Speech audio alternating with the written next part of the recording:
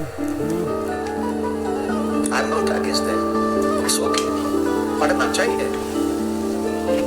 लेकिन कभी तुम आत्मचिंतन करो, कभी तुम आत्ममंथन करो कि इंग्लिश मीडियम स्कूल से पढ़ के आने वाले बच्चे आपके साथ व्यवहार कैसा कर रहे हैं।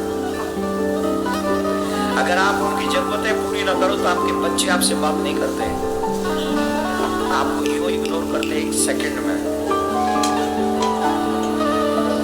एक बहुत अच्छी कहानी है, सुनना, काम आएगी।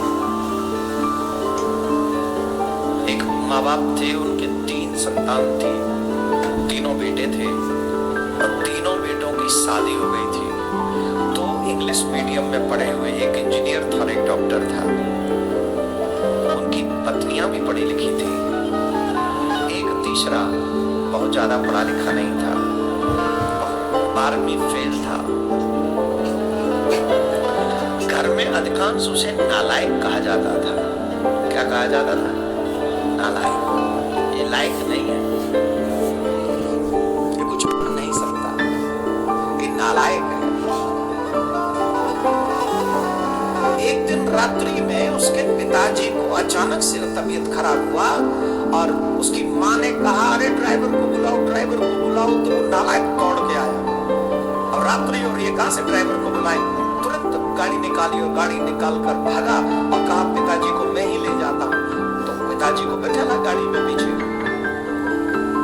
वो नालायक गाड़ी चलाने लगा, गाड़ी तेज दौड़ा रहा था।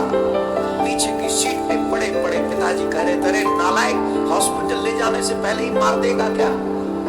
धीरे चला। बोले, पिताजी चिंता मत करिए, हम हॉस्पिटल पहुंचने वाले हैं, आप श्वास थोड़ा ऊंची ऊंची श्वास लेते रहिए। उस नालायक ने ऐसा आंसर दिया। हॉस्पिटल पहुंचा, डॉक्टर के पास एडमिट कराया और नीचे उतर। डॉक्टर ने कहा, जाओ अब ये व्यवस्था करते हैं, हम देखते हैं। अब वो नालायक सोचने लगा कि कहीं मेरे पिताजी ज्यादा अस्वस्थ न हो जाएं, क्योंकि उसने नालायक शब्द जीवन भर सुना था। उसने यही सुना था कि ये नालायक कुछ नहीं कर सकेगा अपनी लाइफ में, सड़कों पे मिट्टी डालेगा। और जब शादी हो गई तो लोग कहते थे, पता नहीं इस बिचारी के कौन से भाग्य फूट गए थे जो इस नालायक के पल्लू बंध गई। सब लोग नालायक नालायक नालायक नालायक उससे कहते थे। बस उसका नाम जो था वो जीवित कर रखा था, तो उसकी माँ ने वो माँ नहीं कहती थी नालायक उसे। बाकी सब नालायक, भाई तो नालायक, भाभी तो नालायक, सब नालायक कहते थे। वो रो रहा था। हॉस्पिटल में ही भगवान का मंदिर था, मंदिर में जाके खड़ा हो गया और प्रार्थना कर रहा था। सोचते सोचते उसे डर लगा, कहीं ऐसा न हो कि मेरे पिताजी को कुछ हो जाए। भगवान से उसने मन से प्रार्थना की और भगवान से की हुई प्रार्थना कभी निष्फल नहीं जाती। सुबह डॉक्टर ने उसको बुलाया और कहा कि तुम्हारे पिताजी ठीक हैं, तुम जाओ, इनको अपने घर ले जा सकते हैं।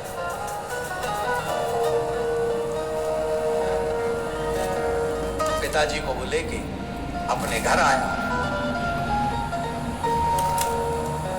पिताजी को घर लाया, घर में बिस्तर में लिटा दिया और कहा, पिताजी ज्यादा हिलना डुलना मत करना।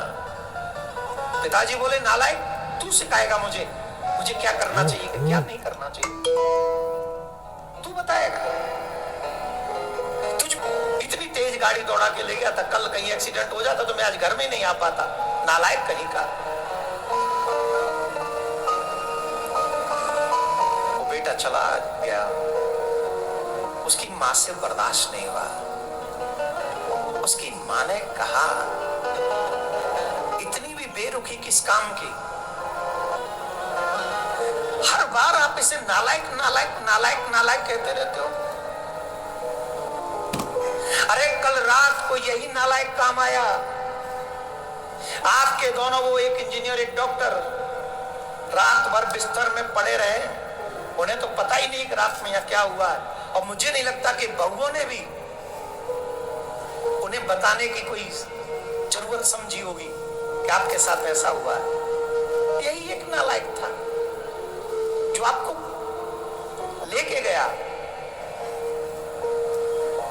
पास, ड्राइवर को भी नहीं बुलाया, आवाज भी नहीं दी थी मैंने, तो डॉक्टर इसको बिना बुलाई दौड़ा चलाया, और आप इसी को नालायक कहते हैं। तो पति ने कहा, गीता ऐसा लगता है कि तुमने भी मुझे पहचाना नहीं।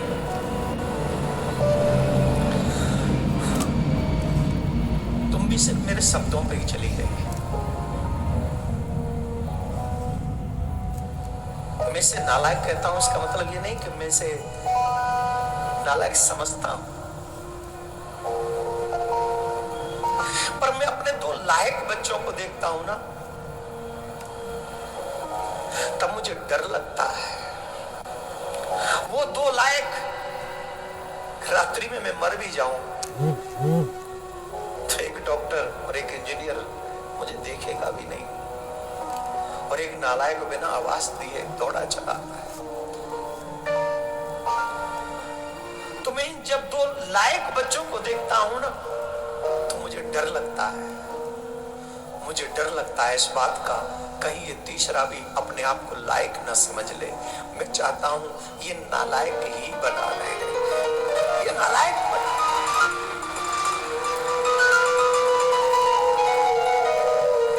मैं नहीं चाहता कि लायक बने, उन दोनों जैसा लायक नहीं चाहिए मुझे। मुझे इसे महसूस कराना, ये लायक नहीं। तुम मेरा अभिमान समझ लो, इसे मेरा स्वार्थ समझ लो। सच बताऊं गीता,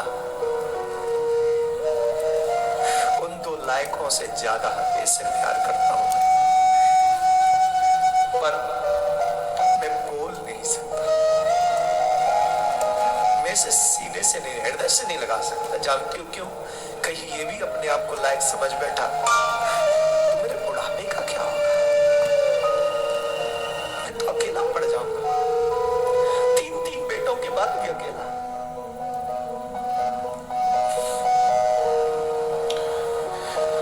जब उसने सुना,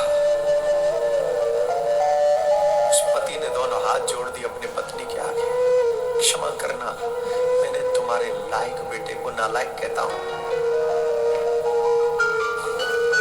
पत्नी ने तुरंत हाथ हटा दिया। क्या कर, मैं नहीं समझती थी आपका इतना प्रेम है। मैं भी आपके शब्दों में चली गई, कभी भावना नहीं समझी। इसी बात को सुन रहा था वो नालायक द्वार पे खड़ा खड़ा, उसका मन किया दौड़ जाऊं पिता के चरणों से लिपट के रो, आप मुझे नालायक ही समझना, कभी लायक मत समझना। मैं आपका नालायक ही बन के रहना चाहता हूं, लायक नहीं बनना।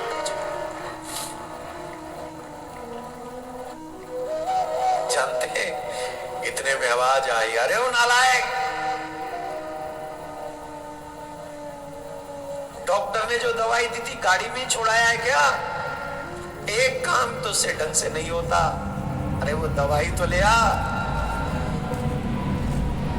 दौड़ के गया, दवाई लेके आया, और आज उस नालायक ने लायक बेटे की तरह अपने पिता की आंखों में देखा, और मानो आंखों ही आंखों में कहा, पिताजी आप कभी अकेले नहीं होंगे, आपका नालायक बेटा आपके साथ है। और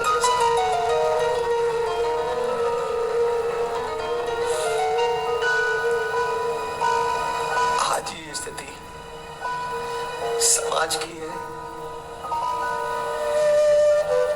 कितने इंग्लिश मीडियम वालों ने पैसे हमसे कमाए, कितने हमने अपने बच्चे उन स्कूलों में भेजे, पर वापस सनातनी परंपरा के लोगों ने अपने बच्चों में क्या पाया? लायक या नालायक? इसका चिंतन न आपने किया, न समाज ने किया, न कोर्ट ने किया, न कोई और करता है। इसका दुष्परिणाम, कभी पत्नी मारी जाती है, कभी पति मारा जाता है, कभी बच्चे मारे जाते हैं, कभी माँ बाप मारे जाते हैं। इतनी क्रूरता हमारे समाज में आ गई है कि अब हम एक दूसरे की शक्ल भी देखना नहीं चाहते हैं। ये सिर्फ और सिर्फ परिणाम है मॉडर्न एजुकेशन का।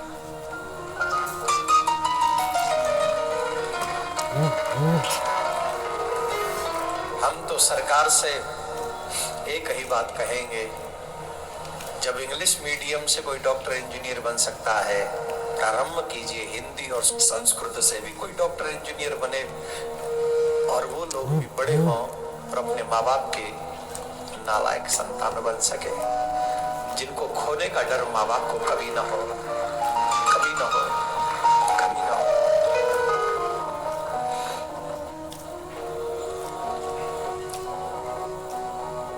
ऐसे बड़े हो गए तो क्या लाभ, जैसे माँ बाप ही डरने लग जाए। बड़े भय तो कहा भय, जैसे पेड़ खजूर, पंछी को छाया नहीं, फल लागे अति दूर। आजकल जो बच्चे पढ़ लिख कर बहुत बड़े हो रहे हैं, विदेशी पैकेज ले लेकर विदेश चले जाते हैं, और यहाँ माँ बाप बुढ़ापे में अकेले कुड़ते रहते हैं, परेशान रहते हैं। अब इसका क्या लाभ? तुम कहते हो कि मेरा पुत्र होगा तो मेरी सेवा करेगा, ये सोच गलत है। हमें ये नहीं सोचना चाहिए कि मेरा बेटा होगा तो मेरी सेवा करेगा। अगर सोचना है तो ये सोचो कि परमात्मा मुझे ऐसा जीवन देना कि मुझे कभी बुढ़ापे में किसी के सेवा की आवश्यकता ही ना पड़े। अरे मांग रहे हो भगवान से ना, तो यही मांग लो, ये मांगो भगवान से कि मुझे जीवन ऐसा देना कि मुझे कभी किसी की सेवा की जरूरत न पड़े, और अगर सेवा करनी ही है तो करूं नहीं कराऊं। किसकी सेवा? मैं करूं अपने देश की सेवा।